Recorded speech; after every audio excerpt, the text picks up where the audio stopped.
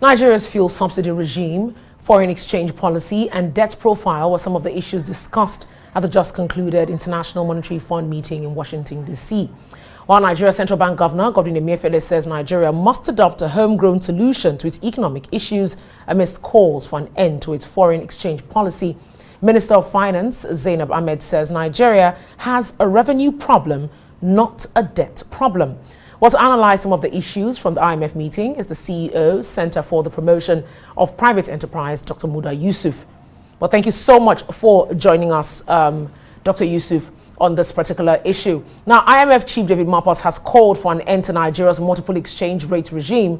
CBN Governor says we cannot afford a free float at this time. What are your thoughts? Well, I think what is important in all of this is to ensure the efficiency of markets, because efficient markets helps to boost investment, it helps to promote growth, to create jobs and also boost revenue and also raise the level of investors' confidence. So that is what is critical in all of this, whether we are talking about financial markets, whether we are talking about labor market or commodity market or services market. It is important that we deepen the efficiency of markets in order to be able to accelerate the recovery of the Nigerian economy. Of course, the point made by the Central Bank of Nigeria is fine, because it's not in all cases that markets can solve problems. But where we have established cases of market failure, there is nothing wrong in government intervention. That is why in things like development finance, in things like agric development, rural infrastructure and all of that, these are areas where the market has not been so efficient. And government intervention in those areas are okay. But in the foreign exchange market, there is no proven case of market failure.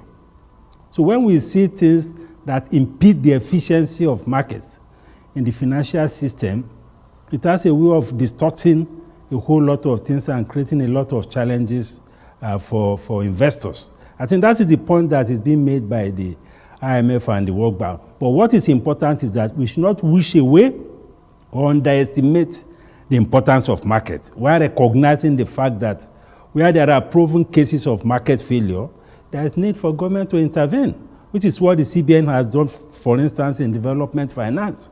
Because in the regular financial markets, it's very difficult to get funds of maybe 7 years, 9 years, as has been provided by the CBN, or get the kind of moratorium or the kind of single-digit interest rates.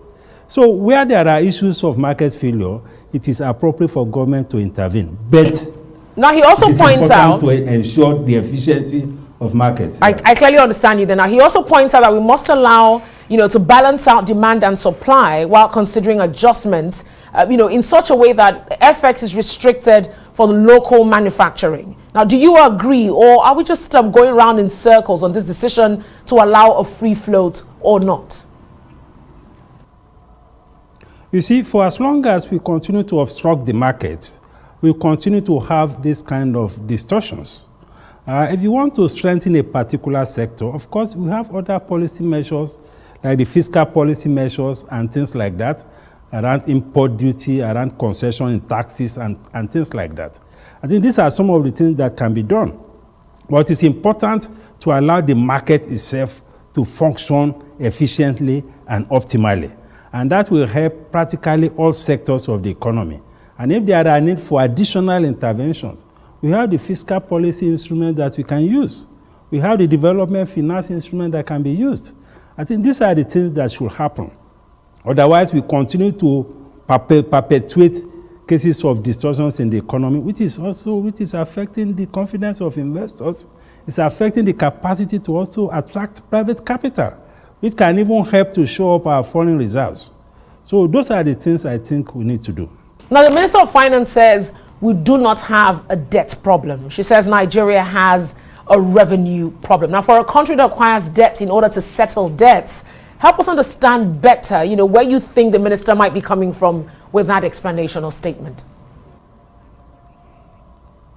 Well, I think what the minister is trying to say is that if we're able to scale up our capacity to generate revenue, then we will not be complaining about the burden of debt. But for me, I think the starting point is to examine the capacity to service the debt.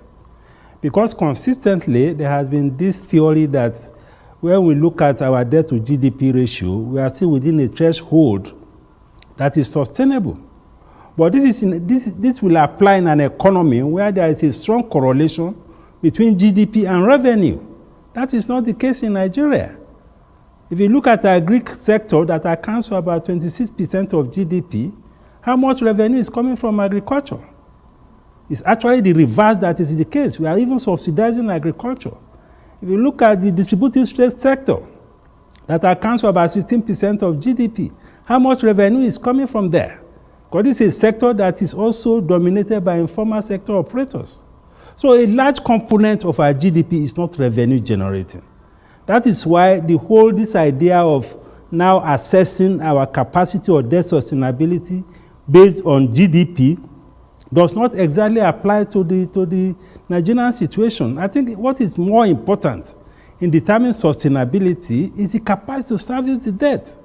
Right now, debt service to revenue is getting over 70%. But then, Dr. Yusuf, the current challenges of debt, yes. But let me just come in here. But then, if most of the debt you're borrowing is actually to settle debts, of course, for recurrent expenditure, and not for infrastructure to help the sectors that will generate revenue, aren't we just, dancing around the issue?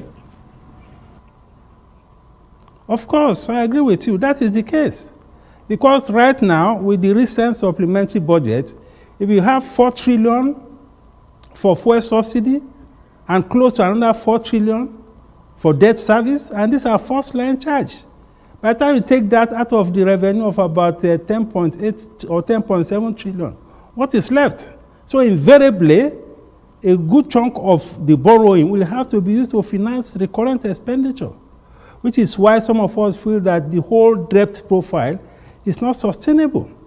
So I agree with that point. We need to re-examine the whole thing, both from the revenue side and also from the cost side, to ensure that we have a debt situation that is sustainable. Very much for your time. I've been talking to Dr. Muda Yusuf, the CEO, Center for the Promotion of Private Enterprise. Thank you so much for your time.